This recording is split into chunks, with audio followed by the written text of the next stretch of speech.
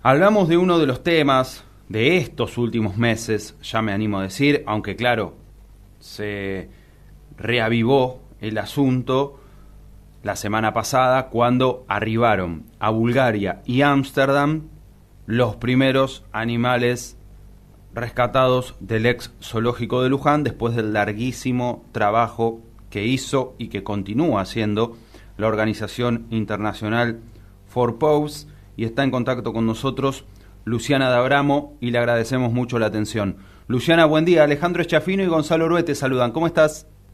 Hola, ¿qué tal, chicos? Un gusto saludarlos. Muy bien, gracias. Luciana, ¿desde qué lugar del mundo ahora te contactás?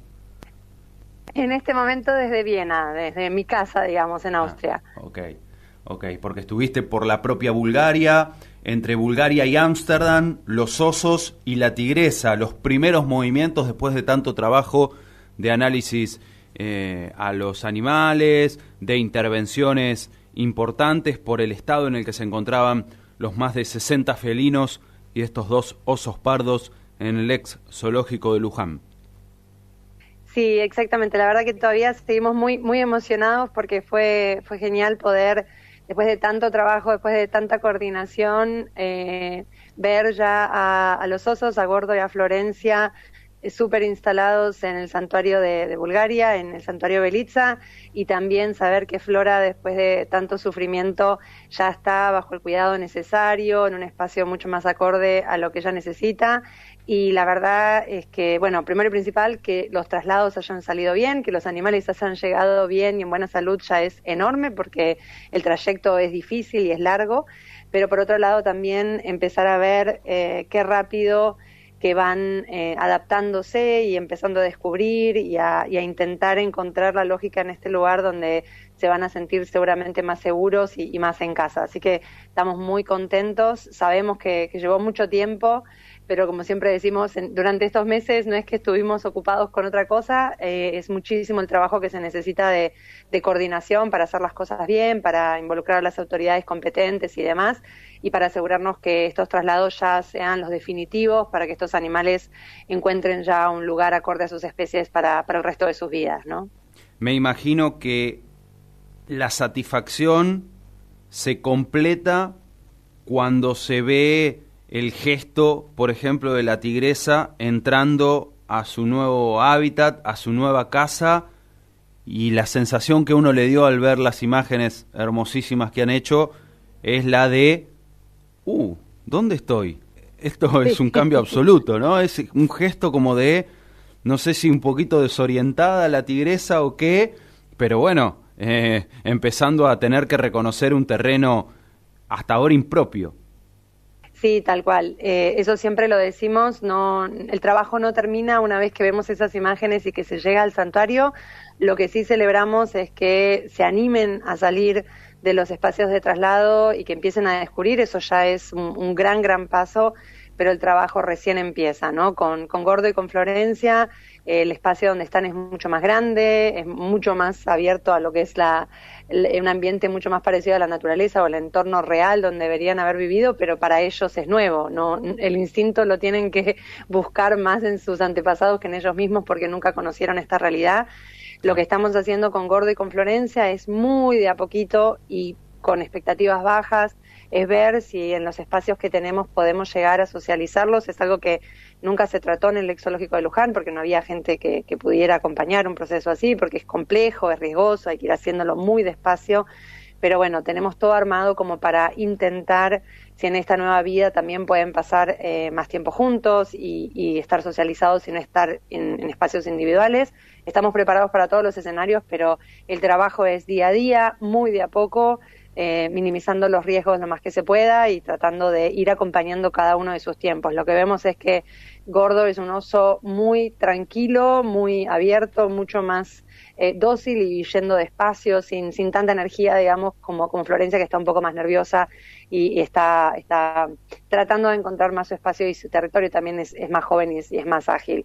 Y por el lado de Flora, como bien lo decía, sí, mucha curiosidad, mucho estrés al principio, eso siempre lo decimos, es un cambio enorme, pero ya estamos viendo que con la estimulación, con el cuidado que están recibiendo, de a poco se están adaptando y creemos que esto va a seguir mejorando, y sobre todo en el caso de Flora, como lo decíamos al principio, es una tigresa que sabemos que tiene necesidades especiales, que sabemos que ha sufrido muchísimo a nivel estrés, pero también a nivel físico, con mucho dolor, y en este momento estamos muy tranquilos porque podemos monitorearla más de cerca y asegurarnos que esas situaciones de dolor extremo y de sufrimiento nunca más se vuelvan a dar. Sobre todo por las garras, bueno, ¿no? Exacto, sí, es primero y principal una tigresa mucho más pequeña de lo que debería ser por su edad, o sea, en términos de tamaño es bastante más chiquita, y también en términos de movilidad y comportamiento vemos que tiene como una especie de retardo madurativo también. A veces se da porque ha habido muchos casos en cautiverio donde se hace lo que decimos cría cruzada, que son los dos mismos miembros de la familia que se usan para reproducción. Puede que este sea uno de los casos y que vemos muchos de estos síntomas, que son más lentos, que tienen algunos problemas de motricidad también, pero como creció en un espacio muy reducido y rodeada de muchos animales mucho más grandes, estaba muy retraída y con muy pocas posibilidades de moverse en una jaula de casi 2x2, lo que creó que sus garras estuvieran muy encarnadas, las uñas casi adheridas a los huesos. Y para explicar, para los leones y para los tigres, las uñas no son como nuestras uñas, son como dedos, ¿no? Las usan mucho más, las usan para comer, las usan para un montón de cosas, y tener esa incapacidad y tener tanto dolor, es algo que va a llevar tiempo revertirlo, pero que creemos que tenemos las herramientas para hacerla sentir más cómoda y seguir avanzando, y mientras tanto seguir pensando en los otros 60 animales que están esperando en el zoológico de Luján. Ya tenemos, si todo sale bien, pronto vamos a estar comunicando también otro traslado de un número grande de animales, muy pronto. Todavía estamos en los detalles finales, así que por eso todavía no decimos a dónde, para estar seguros que las autoridades confirman.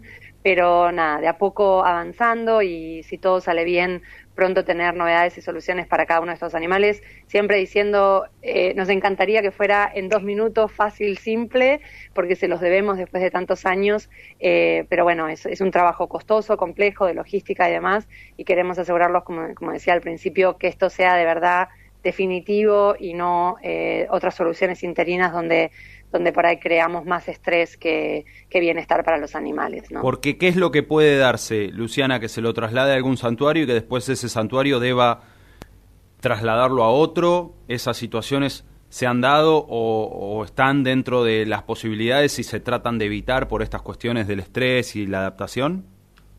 Claro, a nosotros nunca nos ha pasado porque nosotros siempre trabajamos con soluciones más definitivas, pero, por ejemplo, mucha gente nos dice, pero hay otros lugares en Argentina donde podrían estar un poquito mejor por ahí hasta antes que se encuentre, y la verdad que ese poquito mejor suena muy bien, pero también para los animales, cada vez que los cambiamos de entorno, cada vez que los trasladamos y demás, es un estrés muy grande. Entonces, a veces tenemos que evitar pensar en ese poquito mejor por un par de meses y aceptar que, aunque tardemos un poco más y las situaciones no sean ideales, poder después ya darles un lugar de acogida definitivo, donde sabemos que es significativamente mejor, y también con cuestiones de seguridad, con cuestiones de cuidado, acompañamiento, poder garantizar eso. Entonces es más que nada en ese sentido. Nosotros las únicas veces donde por ahí hacemos traslados interinos, nuestro santuario Felida, en donde está Flora en este momento, es un santuario más de cuidados de urgencia y cuidados más de casos críticos, y a veces pasa que algunos casos llegan críticos, los podemos rehabilitar un poco más y después vemos que lo mejor para el animal sería ir a un espacio mucho más grande. Entonces muy pocas veces se da ese traslado entre Holanda y nuestro santuario en Sudáfrica, pero es por necesidades animales, digamos, no solo de espacios. Pero sabemos, por ejemplo, en el caso de Flora, que no, Flora va a quedar permanentemente en Felida, porque ella siempre va a necesitar este cuidado más cercano, y eso lo podemos brindar en este espacio que es más chico, que es más accesible, que si bien tiene situaciones mucho mejores de lo que era el zoológico de Luján y muchos de los otros lugares donde se tienen hoy animales en cautiverio, también permite a nivel logística y de gestión que podamos atenderla y cuidarla, porque sabemos que si bien queremos darle lo más acorde a su especie, muchas de las cosas que va a necesitar a términos de cuidado necesitan ser más cercanas que en otros animales que por ahí están en mejor estado de salud, ¿no? O sea que han pasado de pequeñas jaulas, en algunos casos de 2x2, a un espacio de qué tamaño y qué tan similar o no a lo que sería la vida salvaje de este tipo de animales. Bueno, en el caso de los osos, de donde estaban, están ahora en un espacio que es 100 veces más grande de donde estaban, así que apenas podían girarse, mucho digamos, más. apenas podían girar y Sí, nada más. sí, en el caso de Florencia era un poquito mejor porque es una osa más chica y tenía como un espacio un poquito mejor y tenía como una pileta ahí medio de agua más o menos. Podía moverse, no es que estaba controlada, que tampoco podía girar, pero era muy muy reducido, la mayoría de cemento y también con jaula, cadena, reja, todo alrededor. En el caso de Gordo la situación era un poco más crítica porque es un animal, como te decía, 350 kilos, muy, muy grande, Sí. si bien perezoso y un poco más lento, con fuerza, y si bien estaba, por lo que se nos contaba en el exológico de Luján, en un espacio un poco más grande, un poco, no mucho, pero con un poco más de espacio para caminar y demás, cuando se empezó a volver tan fuerte y también por el estrés porque la situación de cautiverio no era la ideal, empezó a romper todo a su alrededor, empezó a romper rejas, empezó a romper alambrados y se empezó a volver peligroso mantenerlo en ese espacio abierto y después sí, se lo confinó en una jaula casi de transporte muy, muy, muy chiquita y en su caso podía girar, pero hasta por ahí no más. Y notábamos que estaba muy estresado porque tenía los dientes completamente destrozados de tanto morder barrotes por la ansiedad, ¿no? Entonces es significativamente mejor y como te decía, se ven las imágenes también en el caso de Bulgaria es el ambiente 100% natural de estos osos, de hecho solía haber en la región, ahora lamentablemente no quedan muchos, pero solía haber en la región osos salvajes en ese espacio, en ese entorno. ¿Y se pueden Y reproducir, es mucho más Luciana? grande. ¿Estos podrán reproducirse o cruzarse con otros que ya estén ahí? No. No, no, y qué buena pregunta, y solo para aclararlo, cada animal que entra en nuestro santuario va a ser el último animal de su línea que va a vivir. Los animales están castrados o aplicamos métodos anticonceptivos dependiendo el sexo y dependiendo con quién va a estar en un espacio. No, nuestros santuarios, y así es como nosotros definimos un santuario que puede llamarse así, serio, tiene una política de cero reproducción.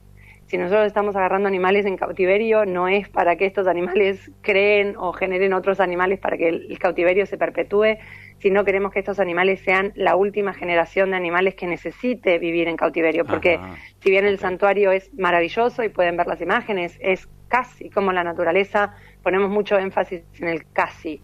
Todavía necesitan que los humanos generen cosas a su alrededor para poder sobrevivir, si bien no los tocamos, no los alimentamos de manera directa, necesitan de un cuidado.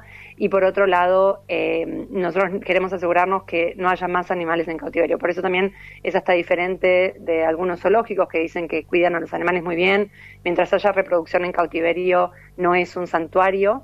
Y en el caso de estos animales, ninguno va a poder reproducirse. Y parte de las intervenciones que hicimos en noviembre fue castrar a todos los animales machos. En el caso del gordo, por ejemplo, ya había sido castrado como parte de algunos de los planes de acción que se había intentado poner en movimiento para transferir a los animales antes de nuestra llegada. Incluso pudimos corroborar que él estaba castrado, pero castramos también a todos los tigres y leones. Y cuando dijimos esto la primera vez en noviembre, recibí muchísimos mensajes no muy felices de mucha gente diciendo no, pero ¿cómo le van a hacer eso?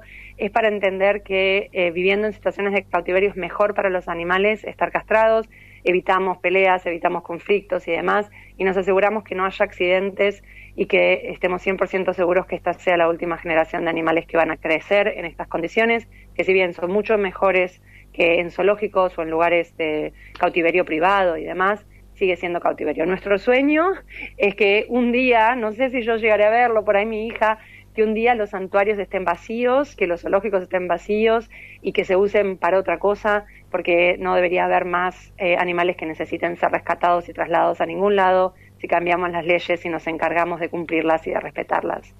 Luciana, por una cuestión de instinto y demás, estos animales, la tigresa, los osos y todos los felinos que todavía están en el zoológico y poco a poco irán siendo trasladados, ¿podrían, en un hipotético caso, entiendo que no es la búsqueda, claro, pero volver a insertarse a un ambiente natural 100% o no porque están acostumbrados a que les den de comer, tienen un nivel y una cantidad de años vividos de otra forma que si los soltás en la selva no durarían nada, para decirlo en criollo?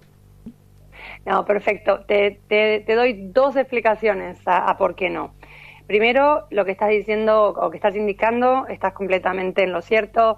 Primero, la mayoría de ellos hasta nacieron en cautiverio y son segunda, tercera generación en cautiverio, así que no tienen los instintos para soltarlos. Si eso fuera posible, incluso no podrían sobrevivir por ellos mismos.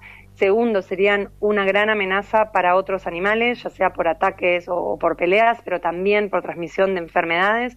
Y por otro lado, serían un gran peligro para lo que es los humanos o la gente de las diferentes comunidades.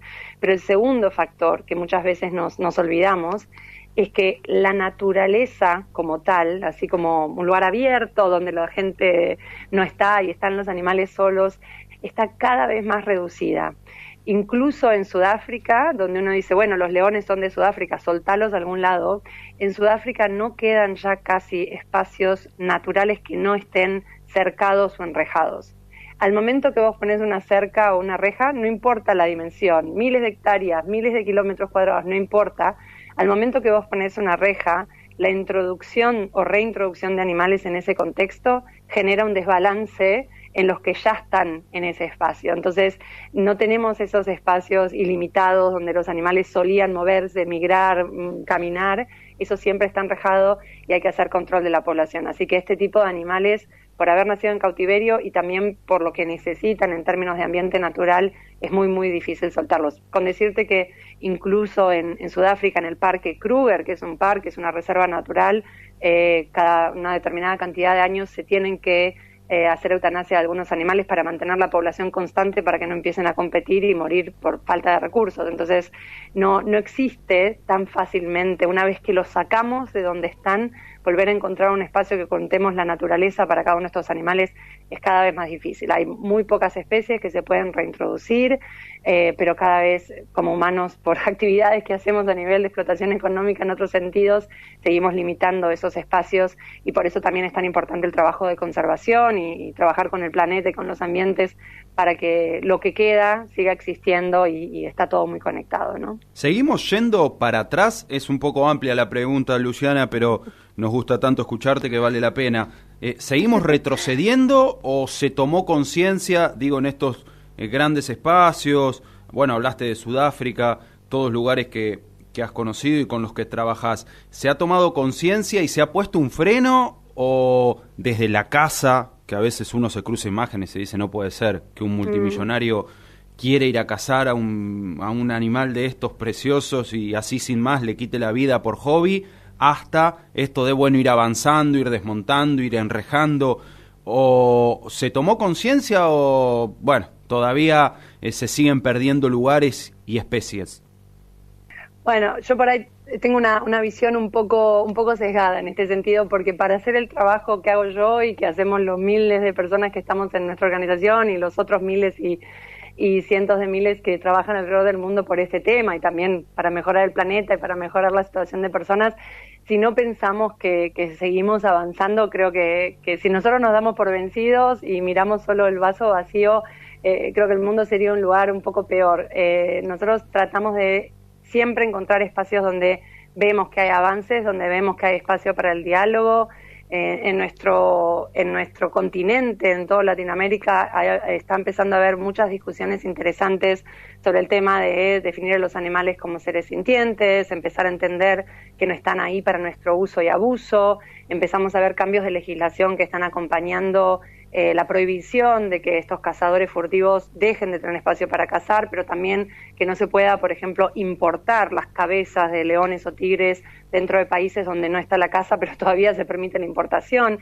Vemos cambios, hay cambios que están pasando, lleva tiempo, muchas veces la gente que tiene más dinero es a la que menos le importa, pero somos más los que no tenemos tanto dinero y somos más los que podemos influenciar también las leyes, y hay que agarrarse de eso y seguir cuestionándose, cada uno como individuo, pensando si estamos haciendo turismo lógicamente consciente, que no sea explotando animales, si estamos contando las buenas historias a nuestros hijos sin decirles el tigre en el circo o el león en el zoológico, empezar a cambiar esas narrativas. Hay una evaluación, hay un cambio, pero también es un cambio un poco especista, digamos. Estamos mucho más orientados como sociedades a hablar de los hablar de los grandes felinos o de los animales salvajes, pero por otro lado hay un gran cambio que tiene que pasar también cómo tratamos a los animales de granja, porque mucha de esa limitación de espacios, muchos de esos problemas que estamos teniendo a nivel planeta, en el que vivimos todos, vienen también por, obviamente, la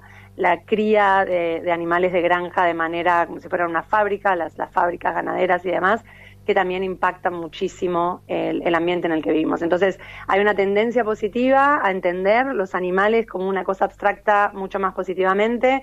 Empezamos muy fuerte con los animales de compañía, hay una tendencia muy, muy positiva desde ese lado, una tendencia muy positiva con animales salvajes, pero el gran cambio va a venir cuando todos podamos sentarnos, entendiendo que en países como el nuestro, sí, el asado, la cultura, la carne es algo muy importante, pero que de nada va a servir en 50 años para nuestros hijos tener esa cultura si no la podemos mantener y si no tenemos un planeta donde podamos vivir. Así que es todo muy conectado, pero en general el cambio es positivo y estamos ahí para seguir dando pelea y avanzando para concientizar, para hablar, para tener diálogos y encontrar soluciones conjuntas.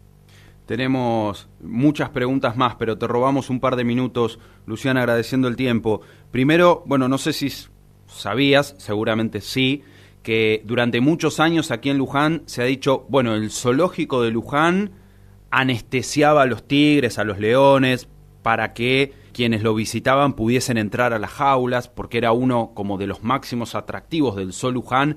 Entrá a la jaula, dales de comer, está cerca, tocalos, y para ellos se decía, se los anestesiaba. Cuando se los analizó clínicamente, médicamente, en todos estos meses, ¿se encontraron rasgos de algo de eso?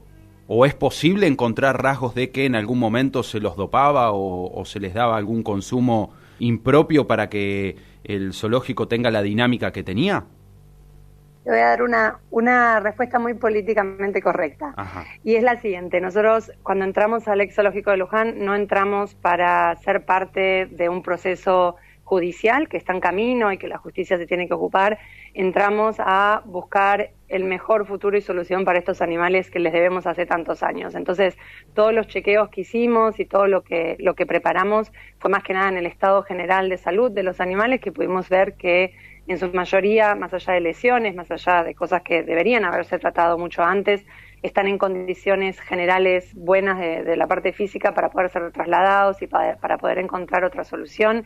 Y la realidad es que, considerando que el zoológico estuvo cerrado por más de 5 años, incluso si hubiéramos hecho ese tipo de análisis, que no los hicimos, para ser claros, con tanto tiempo desde que se dejaba entrar a gente a las jaulas y demás, no hubiéramos podido encontrar nada, solo para ser muy claros.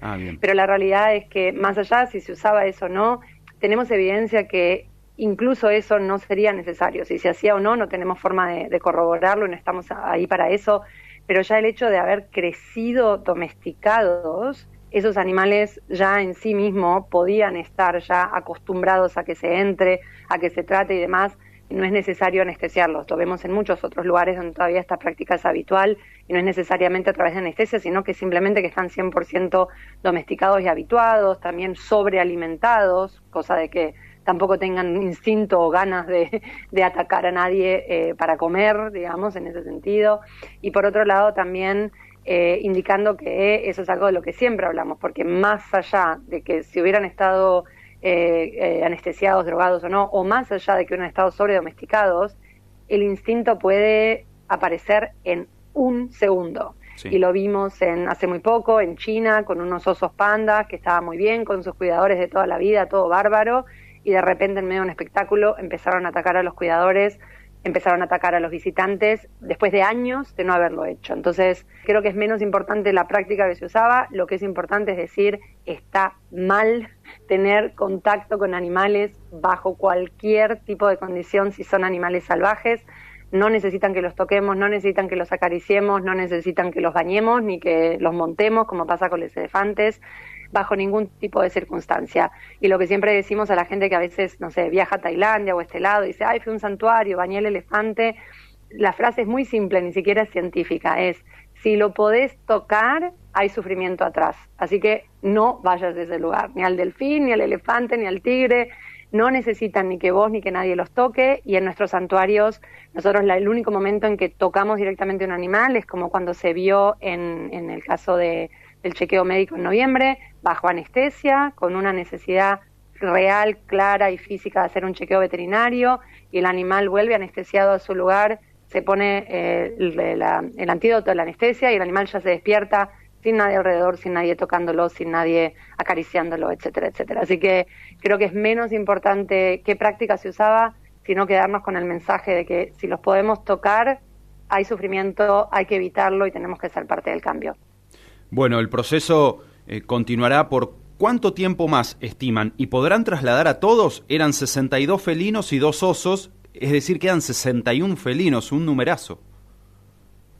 Sí, la idea es dejar el ex zoológico de Luján vacío durante el transcurso de este año y todos los animales van a encontrar un lugar mejor acorde a sus especies. Así que dónde exactamente, eso es lo que estamos trabajando intensamente día a día para poder confirmar y garantizar, y como hemos hecho hasta ahora, lo hacemos de manera transparente, ni bien sabemos que algo está confirmado, lo comunicamos, porque la idea es seguir acompañando este cambio entre todos. Tenemos un soporte enorme desde la comunidad en Luján y desde todo el país para estar atrás de este caso y nada, asegurarnos que este caso tan emblemático del ex zoológico de Luján sirva también como ejemplo para otros lugares en la Argentina donde todavía quedan este tipo de animales en cautiverio, para empezar a pensar diferente, empezar a darnos espacio para aproximarnos y buscar soluciones, y también que podamos, como decíamos, finalmente cambiar la ley de una vez por todas para que no haya más agujeros legales que nunca permitan que esto vuelva a pasar en nuestro país. Así que en el transcurso de este año vamos a ir buscando soluciones y sí, tenemos confianza de que todos los animales van a estar en un lugar mejor muy pronto, significativamente mejor. Luciana, retomaremos el diálogo con tu amabilidad de siempre. Un abrazo. Luciana D'Abramo con nosotros es la única integrante de esta ONG, de esta organización internacional, Four Paws o Cuatro Patas, que habla castellano, Luciana, y gentilmente nos ha atendido.